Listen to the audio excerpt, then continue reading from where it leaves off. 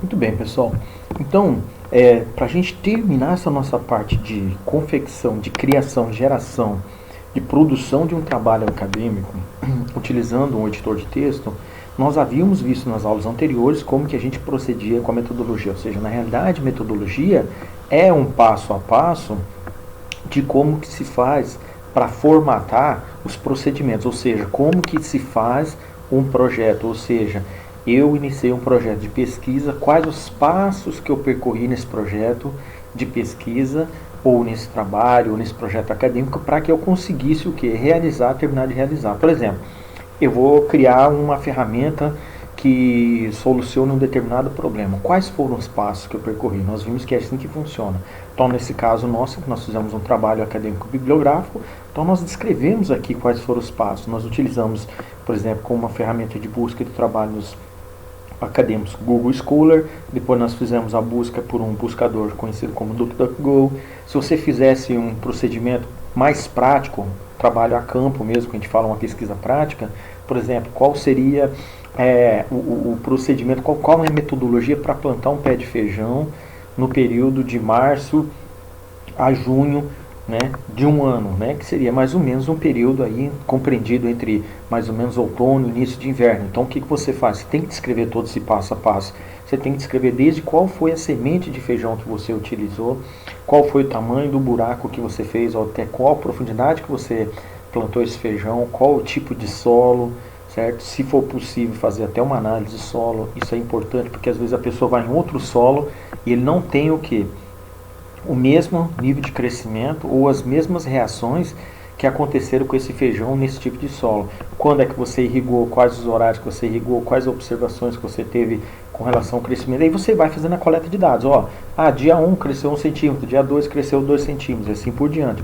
Que é o que nós fizemos basicamente aqui. Então, na nossa metodologia, nós escrevemos os principais elementos, né, os principais processadores das famílias Intel e AMD, e em cima disso nós coletamos o que? As informações que nós precisamos para fazer o que? A busca dos nossos resultados, que é o comparativo. Então, nossos resultados vão ser basicamente os que? Os comparativos, nossos resultados e discussões. Então, aqui nós escrevemos um autor que ele colocou como que? Como quesitos para que se faça, para que se realize a comparação, esses elementos aí. E aí nós fizemos em cima desses elementos que nós utilizamos para comparação de processadores, nós construímos o que? Uma coleta de dados. Como que a gente faz uma coleta de dados interessante? Como que a gente apresenta essa coleta de dados de uma forma interessante para o nosso leitor? Utilizando principalmente, né, uma das ferramentas principais é utilizando uma tabela, um quadro. Então nós vimos qual que é a diferença entre quadro é aquele que tem essa moldura externa, a tabela não tem, mas isso só aqui no Brasil, lá fora é tudo o que? É tudo inserir tabela, tá? Muito bem, então lá a gente chama tudo de tabela. Então, muito bem, então eu criei, em cima daqueles dados que eu precisava fazer o comparativo dos processadores, uma tabela com todas as informações que aquele nosso autor apontou como o quê? Com os dados necessários para que ele fizesse comparação. Como nós optamos por utilizar a linha de raciocínio desse autor, então nós também utilizamos o quê? Os mesmos dados. Então o que nós fizemos? Uma coleta de dados. Então nós pegamos os principais processadores, tá? Cada um correspondente, essa versão da Intel com essa versão da AMD e assim por diante. Então nós pegamos os 4 principais processadores que estão mais aí a nível comercial aí, mais atuantes no mercado, e aí nós colocamos o que? Os dados com relação a cada um desses elementos aqui, ou cada um desses processadores. Então isso é uma coleta de dados. Isso é feito o que? Nos procedimentos, ou seja, na metodologia. Perfeito. Acabou a metodologia, acabou de descrever como você fez para chegar, né, naquele seu produto ou naquele seu, né, no seu alvo de sua pesquisa, seu objetivo de pesquisa. Agora vem a parte de resultados, que é quando você começa efetivamente ao que é descrever os resultados que você obteve e depois discutir. Por isso que a gente chama de quê? De resultados de discussão. E algumas revistas não trazem mais esse conceito de discussão, já colocam resultados, porque já subentende que quando você vai descrever os resultados, já está fazendo a discussão. Perfeito. Como que a gente faz isso? Nos resultados, a gente apresenta os resultados que a gente chegou realizando, né, com a metodologia daquela pesquisa, e a gente começa a discutir esses resultados. Por exemplo, após 30 dias, verificou-se que a planta chegou a um porte médio de 20 centímetros, com folhagens, aí você pode até contar a quantidade de folhas que você tem lá, aí você pode contar inclusive se você utilizou ou não utilizou um defensivo, qual que é a porcentagem de folhas que amarelaram e que caíram, qual que é a porcentagem de folhas que estão comidas por insetos, etc. Isso tudo vai depender do tipo de pesquisa que você fizer, mas tudo são resultados, certo? Tudo são resultados. Então o que nós fizemos? Nós criamos gráficos em cima desses resultados, baseado naquelas variáveis que a gente utilizou lá na nossa coleta de dados. Então, por exemplo, aqui, novamente lembrando, eu coloquei um gráfico aqui, eu fiz esse gráfico utilizando o Google Planilha, nós vamos postar isso na próxima aula nossa, já vai ser trabalhar com o Google Planilha, nós vamos mostrar como que se cria esses gráficos aí, baseado em dados, né? A gente joga os dados e pede para ele gerar o gráfico para a gente. Depois a gente personaliza esse gráfico da forma como a gente vai utilizar, da forma como a gente pretende individualizar ele, como pretende apresentar para o nosso leitor. Muito bem, então aqui ó, linkei a figura no texto e aqui no texto eu digo que essa figura aqui ele apresenta o que? A quantidade de núcleos em cada tipo de processador. Então isso é um resultado. Então peguei, né, qual que é a diferença entre dado e informação? Dados são o que? Dados brutos, ou seja, um monte de o que? Uma coleção de dados. E a informação, a gente geralmente diz que é o que? Um tratamento daquele monte, daquela coleção grande de dados. Então, por exemplo, você quer saber de um carro, de um modelo, de uma marca de carro, quais são os carros. Perfeito, então você joga todos os modelos de carro dentro daquele conjunto, né, fabricante tal. E aí o que você faz? Você quer fazer uma separação, uma filtragem apenas do que? Dos modelos utilitários.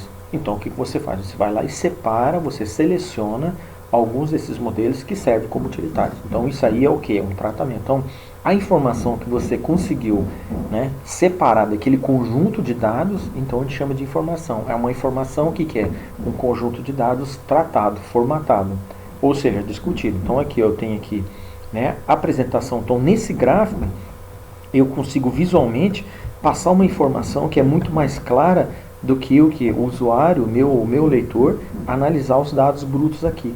Então olha aqui, então eu fiz um tratamento dessa informação em formato gráfico. Então é a mesma coisa lá de cima, não muda a informação, não muda de forma alguma. Os dados que estão lá estão aqui. Só que essa informação é um quê? É uma informação visual, ou seja, uma informação que o leitor consegue digerir de uma forma mais clara.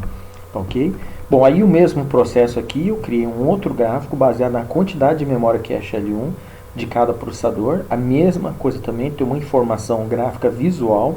Então, visualmente o meu leitor consegue ver a diferença entre cada processador, né, e a diferença entre cada modelo de processador também do mesmo fabricante.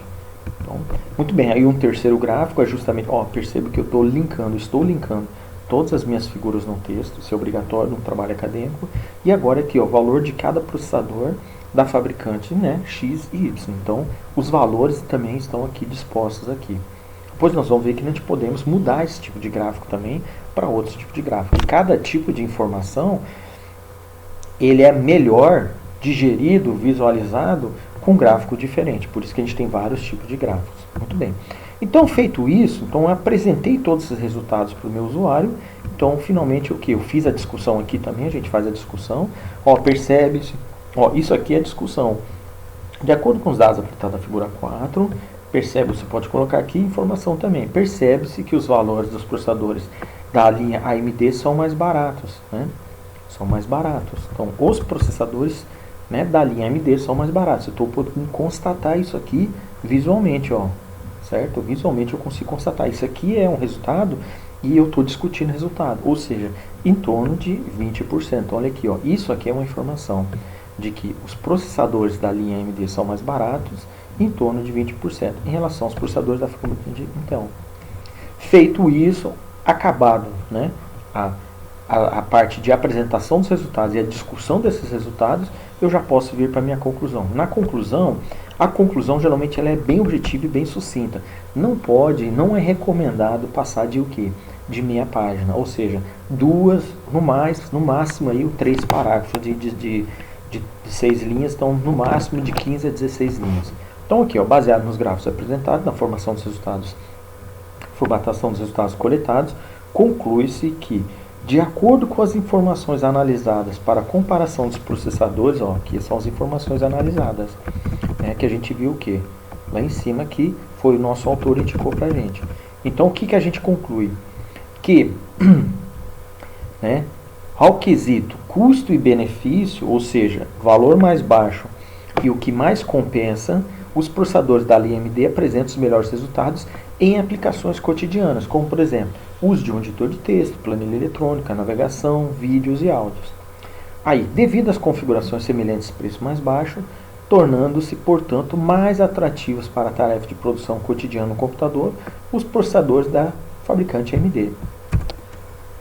Entretanto, analisando as informações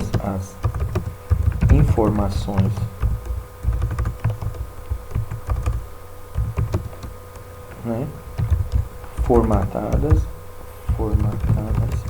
de acordo com os dados coletados,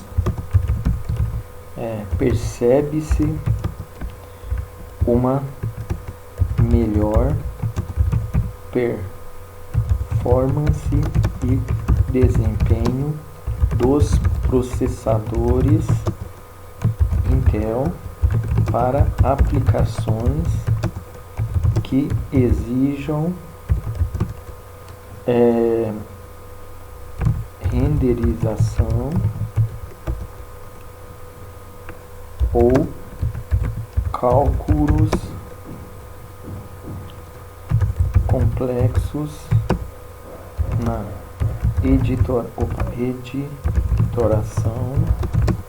renderização,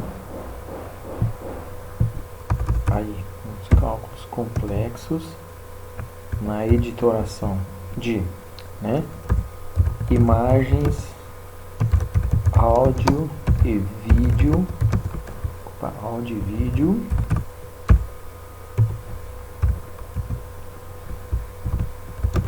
assim como melhor desempenho, então vou tirar o desempenho daqui para não repetir, e melhor desempenho em aplicações CAD, aí se explica o que é CAD, né? Softwares para edição,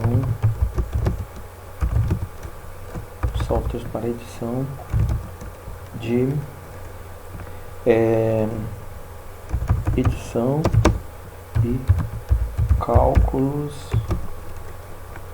estruturais, pronto, e jogos eletrônicos com gráficos e áudios, mais como é que pode falar? Com devido à configuração mais com mais efeitos, né? Com mais efeitos, pronto, certo? Produção cotidiana do computador, beleza, perfeito, então é isso aí. Então, você já passou o seu recado, né, para o seu leitor, você já concluiu também o que você, autor do trabalho, tirou o que de todo esse estudo. Então, você tem que concluir, para que o que? O leitor possa ter o que? Uma impressão da sua conclusão. Ele pode até concordar ou não concordar com o que? Com a sua conclusão. Isso não interfere em nada, tá? Porque nem todos têm a mesma opinião. Então, por exemplo, de repente alguma pessoa, né, talvez fala assim, mas eu tinha um processador com AMD, eu tinha um processador com Intel, eu percebi que naquele determinado jogo, né, que eu jogava, né, talvez ele até tenha jogado outros, mas principalmente naquele jogo que era a preferência dele jogava, o processador da AMD tinha um desempenho melhor que o da Intel. Perfeito, é uma conclusão que ele chegou baseado no quê? Na experiência empírica dele, ou seja, na prática dele. Mas isso não quer dizer que de uma forma geral, em todos os jogos, né, os processadores da AMD são os melhores da Intel, porque você fez uma análise o quê? Estruturada, você fez uma análise metodológica de todas as informações que você julgava necessário para aplicações, porque performance, tá? Para aplicações cotidianas do dia a dia, que é o que praticamente aí 80, 90% a grande maioria das pessoas utiliza, e também o que? Uma análise metodológica, tá? Procedimental, em cima de o que? De aplicações que exigem um pouco mais do que? De processador, tá ok? Então essa é a sua conclusão. Feita a conclusão, você já pode fechar o trabalho. As referências bibliográficas nós já fizemos aqui também, né? Todas elas nós vimos como se faz, tanto para artigos acadêmicos quanto para links de sites. E é isso aí, pessoal. Então, o trabalho acadêmico é muito simples de se fazer, tá? Então, na próxima aula nós vamos entrar já na parte de planilhas eletrônicas. Um abraço a todos.